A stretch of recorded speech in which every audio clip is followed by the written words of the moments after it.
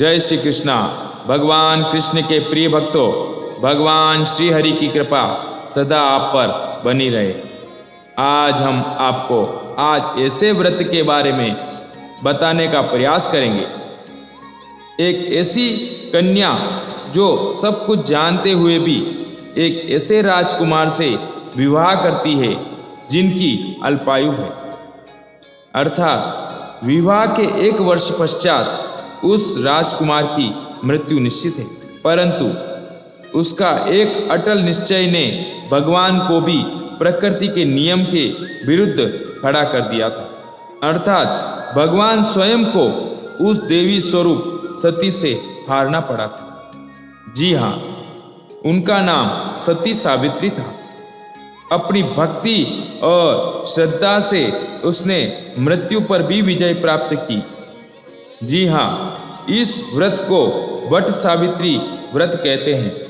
यह व्रत भारत के उत्तर और पूर्व क्षेत्र में यह ज्येष्ठ मास कृष्ण पक्ष की अमावस्या को मनाया जाता है और पश्चिम क्षेत्र में यह ज्येष्ठ मास शुक्ल पक्ष की पूर्णिमा को मनाया जाता है।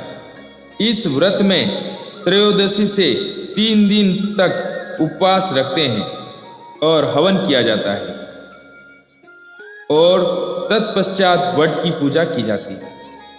इस पूजा में भीगे हुए चने, कुमकुम, अक्षत, पुष्प, फल, दक्षिणा आदि सामग्री चढ़ाकर तथा कच्चा सूत वट को लपेटकर परिक्रमा की जाती है।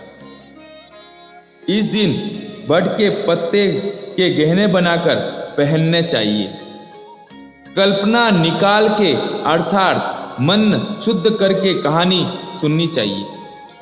वट सावित्री व्रत की कथा इस प्रकार है।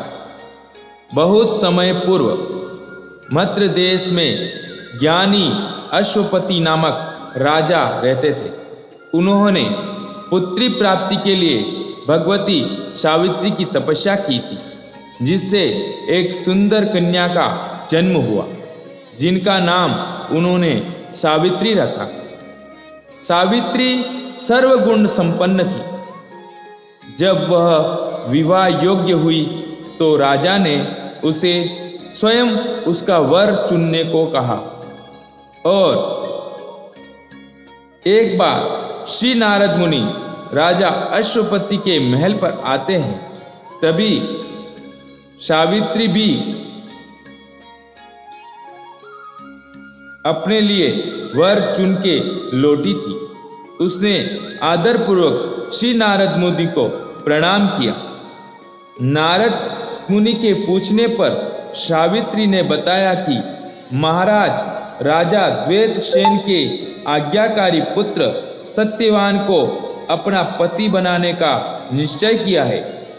तभी तीनों लोकों में भ्रमण करने वाले मुनिश्रेष्ठ नारद जी ने उसके भूत, भविष्य और वर्तमान को देखकर राजा से कहते हैं, हे राजन, तुम्हारी कन्या ने वर का चयन करने में निसंदेह बहुत प्रयत्न किया है। सत्यवान, गुणवान और धर्मात्मा पुरुष है। वह सावित्री के लिए सब प्रकार से योग्य है, परंतु उसमें एक भारी दोष है। वह अल्पायु है और 1 वर्ष के पश्चात मृत्यु को प्राप्त हो जाए। नारद जी के ऐसे वचन सुनकर राजा ने पुत्री को कोई अन्य वर चुनने का सलाह दी, लेकिन सावित्री ने दृढ़तापूर्वक कहा कि जिसे मैंने मन से पति स्वीकार कर लिया है, वह चाहे जैसा भी हो, वही मेरा पति होगा। सावित्री के ऐसे दृढ़ वचन सुनकर राजा अश्वपति ने सावित्री का विवाह सत्यवान से करवा दिया। सावित्री विवाह के पश्चात अपने ससुराल पहुंचती है।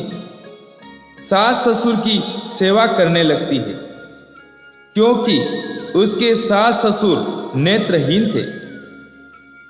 दूसरी तरफ सावित्री के पति सत्यवान के मृत्यु में 3 दिन का समय शेष था, यानी मृत्यु निकट थी। तभी सावित्री ने 3 दिन पूर्व से ही उपवास शुरू कर दिया।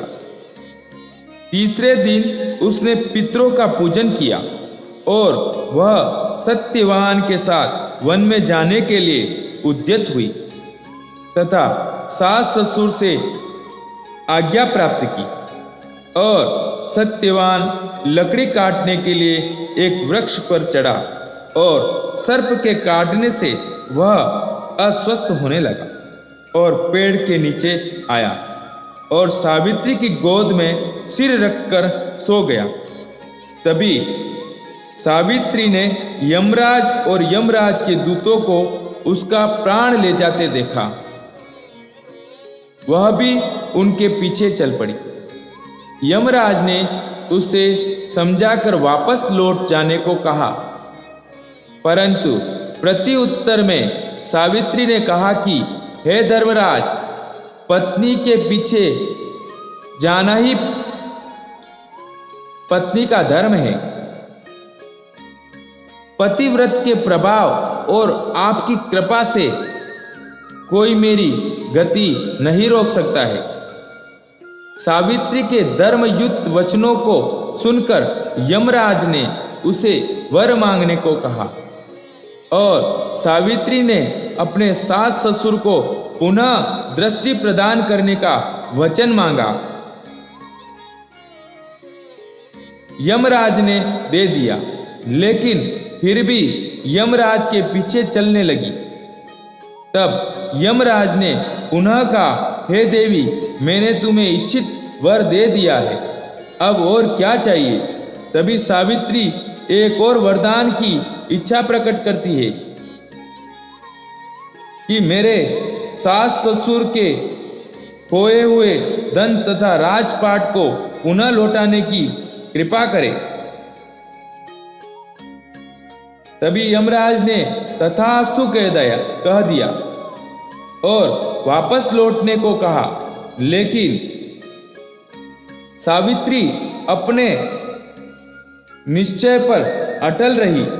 तभी यमराज ने एक और वर मांगने को कहा।